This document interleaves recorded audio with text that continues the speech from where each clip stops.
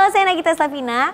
Saya seorang ibu, istri, seorang entertainer, dan seorang entrepreneur, businesswoman. Sebenarnya nggak pernah dipikirin juga sih gimana caranya. Cuman kalau buat aku pribadi yang paling penting itu adalah belajar untuk tahu prioritas. Jadi di saat kita tahu prioritas, jadi kita tahu apa yang harus dikerjain dulu. Yang nomor 2 apa, nomor 3 apa, yang paling penting apa, terus yang paling bisa taruh di paling bawah tuh apa gitu. Gimana ya?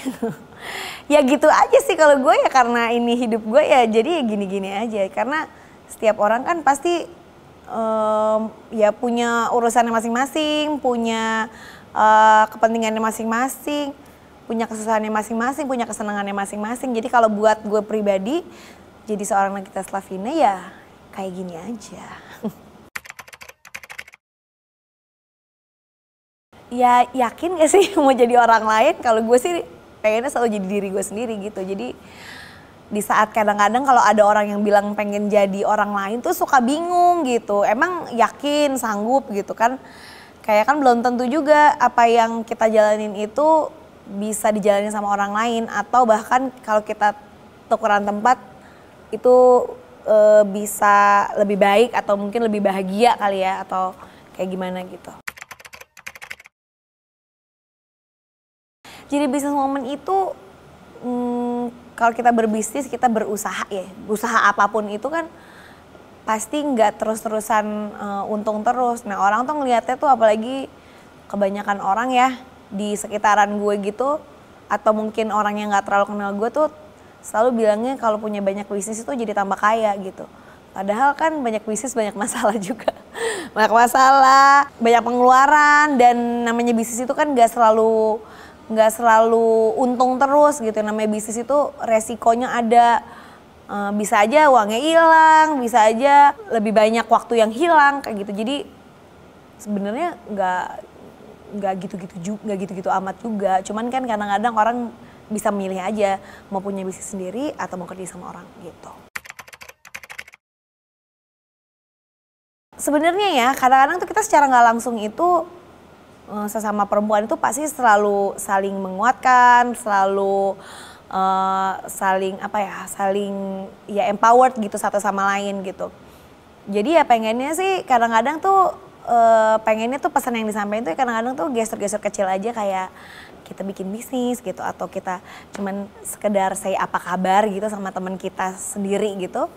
Itu ya bisa membuat hari orang lain lebih bahagia gitu.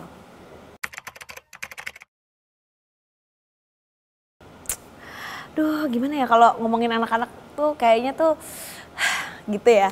Tapi ya pasti setiap ibu tuh pasti merasakan kalau waktu pertama kali kayak brol gitu keluar gitu, pasti ngelihat bayinya nangis tuh kayak gitu.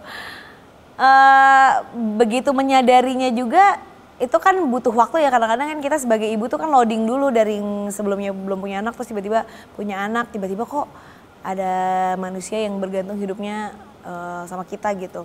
Dari susunya, dari kalau nangis juga minta digendong gitu. Jadi ya begitulah jadi seorang ibu. Ya pastilah gitu, jadi seorang ibu tuh luar biasa banget gitu. Alhamdulillah bersyukur banget dikasih kesempatan sama Allah punya 2 anak-anak yang Masya Allah banget. Jadi ya kadang-kadang walaupun kita kesel gitu ya, kadang-kadang mungkin capek, kesel, dibikin marah-marah terus.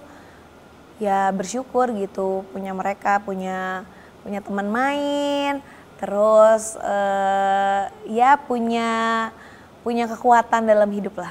Wah, kalau ngomongin anak-anak tuh ya segala-galanya lah. Kita jadi orang tua, anak-anak itu ya segala-galanya lah. Rayanza, gemas. Buat aku tuh gemas, lucu. Dia yang nemenin aku selalu.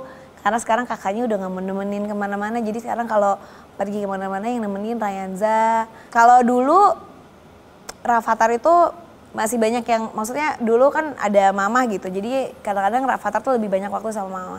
Kalau yang ini tuh lebih banyak waktu sama aku, jadi bener-bener bondingnya berasa banget gitu. Rafathar, waduh, Rafathar tuh juga Masya Allah banget karena kan aku jadi seorang ibu kan gara-gara dia ya. Jadi bener-bener segala pembelajaran jadi seorang ibu tuh belajarnya tuh sama Rafathar gitu. Dia belajar jadi anak, aku pun juga belajar jadi ibu gitu. Jadi ibu yang paling baik buat anak-anak aku, iya. Karena kita sebagai orang tua tuh harus percaya diri kalau kita sebagai ibunya itu udah paling baik dengan segala yang kita usahakan. Karena pasti aku yakin semua ibu di luar sana itu pasti mengusahakan yang terbaik tanpa, maksudnya dengan segala kekurangan dan kelebihannya masing-masing. Pesennya, jadi anak yang baik pastinya. Terus, gue kalau kayak gitu tuh jadi melo ya. Kalau ngomongin pesan, jadi anak yang baik harus jadi laki-laki yang bertanggung jawab karena mereka dua-duanya laki-laki. Terus rajin sholat, taat dan takut sama Allah.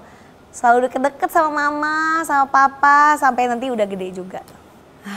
Kalau nggak ada anak-anak, bingung juga kali ya. Mungkin sekarang kalau nggak ada anak-anak aku mungkin waktunya habis kerja kali ya. Mungkin aku kerjaannya jadi lebih banyak, waktunya lebih banyak main-main, kerja-kerja. Ya nggak kebayang sih. Dengan segala kekurangan dan kelebihan aku, tapi sekarang aku udah belajar untuk selalu ya bangga sama diri sendiri. Apa yang udah kita lakuin, apa yang udah kita jalanin itu kan ya pasti nggak mudah buat kita sendiri ya gitu. Jadi harus dong bangga sama diri sendiri. Gue tuh paling nggak bisa bikin quotes sih sebenarnya. Cuman kalau gue sih quotesnya selalu dari dulu apapun itu ya, mau dari kerjaan, percintaan, jalanin aja sih gitu. Semuanya dijalanin aja karena insya Allah kalau misalnya kita niatnya baik terus berusaha sungguh-sungguh kalau dijalanin semuanya pasti ada jalannya.